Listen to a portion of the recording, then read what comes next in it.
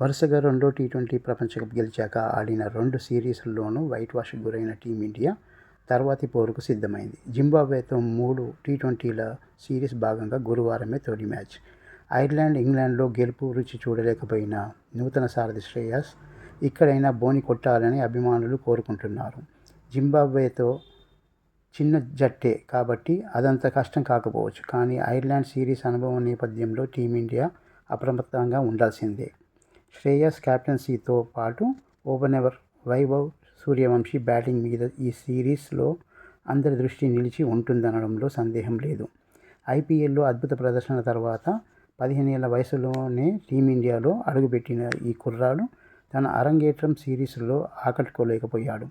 ఇంగ్లాండ్పై వరుసగా 14, 13, 15 పరుగులే చేశాడు. ఆ సిరీస్లో ఒత్తిడికి గురైన అతడికి జింబాబ్వేతో పోరు మంచి అవకాశమే. వైభవ్ ఈ సిరీస్లో తనదైన శైలిలో చెలరేగుతాడనే చూడాలి. మరో ఓపెనర్ అభిషేక్ శర్మ నుంచి కూడా జట్టు మెరుపు ఇన్నింగ్స్ ఆశిస్తుంది. Wicket keeper, batter Ishan Kishan 3వ స్థానంలో వస్తాడు. శ్రేయస్ అయ్యర్, తిలక్ వర్మ 4, 5 స్థానాల్లో బ్యాటింగ్కు దిగుతారు. టాప్ ఆర్డర్ విఫలమైతే ఈ ఇద్దరి పాత్ర కీలకమవుతుంది. టీ20 జట్టులోకి పురోగమనం చేసిన రింకు సింగ్ బ్యాటింగ్లో ఏమాత్రం అవకాశాలు వస్తాయో చూడాలి. తనతో పాటు శివం దూబే కూడా ఎక్కువ సమయం బ్యాటింగ్ చేసే ఛాన్స్ రాకపోవచ్చు. భారత బౌలింగ్ విభాగం పూర్తిగా కొత్త ముఖాలతో నిండిపోయింది. అంతర్జాతీయ టీ20లో 3 మ్యాచ్లు ఆడిన మయాంక్ యాదవ్, 4 మ్యాచ్ల అనుభవం ఉన్న ప్రిన్స్ యాదవ్ కొత్త బంతిని పంచుకోనున్నారు. వీరికి తోడు యష్ ఠాకూర్, అశోక్ శర్మ ఒకరు అరంగేట్రం చేసే అవకాశం ఉంది. హర్ష్ దూబే స్పెషలిస్ట్ స్పిన్నర్గా తుది జట్టులో ఉంటారు.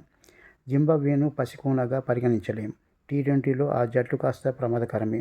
కెప్టెన్ సికందర్ రాజాతో పాటు బర్ల్ బ్యాటింగ్తోనే కాక స్పిన్ బౌలింగ్తోనూ ప్రభావం చూపిస్తారు. ముజరబానీ, ఎంగరవా రూపంలో ఆ జట్టుకు ప్రపంచ స్థాయి పేసర్లు అందుబాటులో ఉన్నారు. ఎవాన్స్, మసకడ్జా కాస్త బ్యాటింగ్ కూడా చేయగల పేసర్లు. బెనెట్ టాప్ ఆర్డర్లో చూడదగ్గ బ్యాటర్. ఆ జట్టును తేలిగ్గా తీసుకోకుండా స్థాయికి ఉత్తమ ప్రదర్శన చేయడమే భారత్ ప్రయత్నించాలి.